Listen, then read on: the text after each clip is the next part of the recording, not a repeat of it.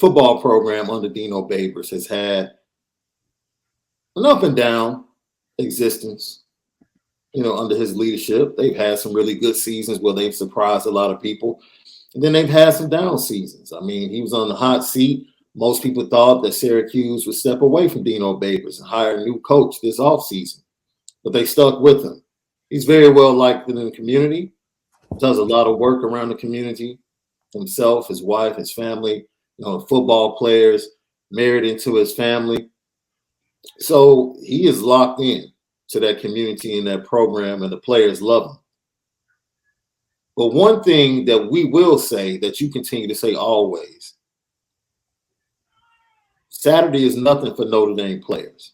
And what I mean by that is this is being touted in that area as a huge game. Huge game. Has zero to do with their conference record, has zero to do with whether or not they can make it to the conference championship game.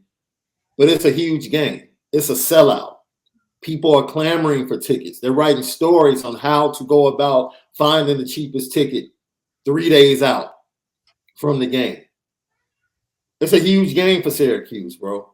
Huge. And why? Because it's Notre Dame.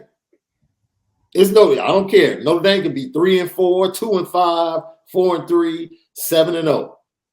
It's a huge game because it's Notre Dame. That's right. But Notre Dame and its players are used to this. When they walk into that dome on Saturday, the environment, the players for Notre Dame will be used to this. That's right. We just played in the Radiant Stadium.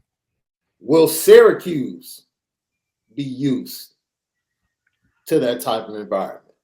Will they be ready for the pressure of winning a big-time game like that at home?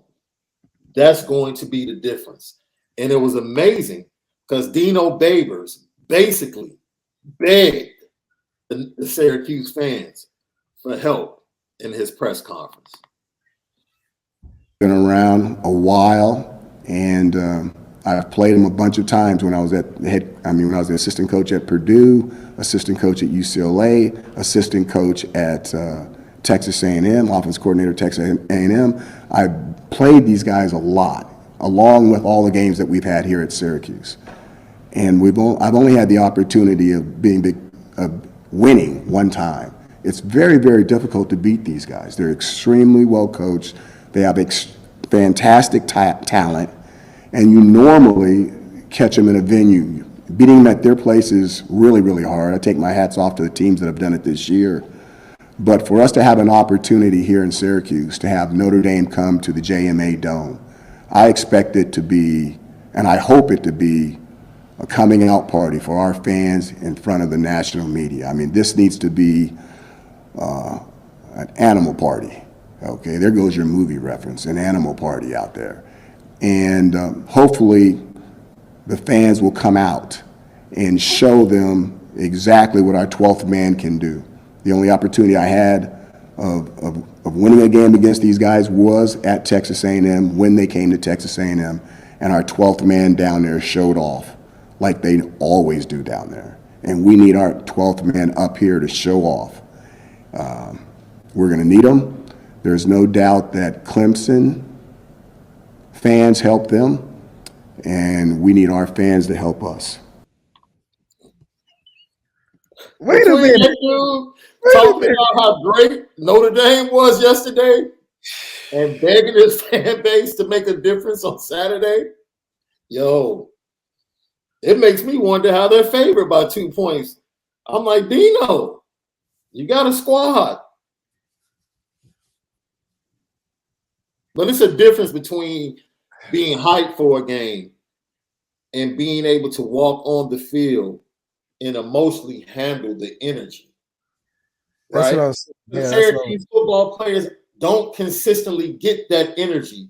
Notre Dame players consistently get the big game energy because they are everyone's big game. They were Marshall's big game. They were Stanford's big game. Syracuse just went to Clemson, and this is Syracuse's big game. This is the game the entire fan base has been talking about for a year. Not the Clemson matchup, but Notre Dame. Will Syracuse be able, coming off an emotional disappointment, can they emotionally get up but be balanced enough to control themselves because they struggle with penalties, being 93rd in the nation with penalty and penalty yards? Those are the things to watch early, in my opinion. The crowd is going to be raucous. It's a dome. You fill it up, you sell it out, it's going to be raucous, right?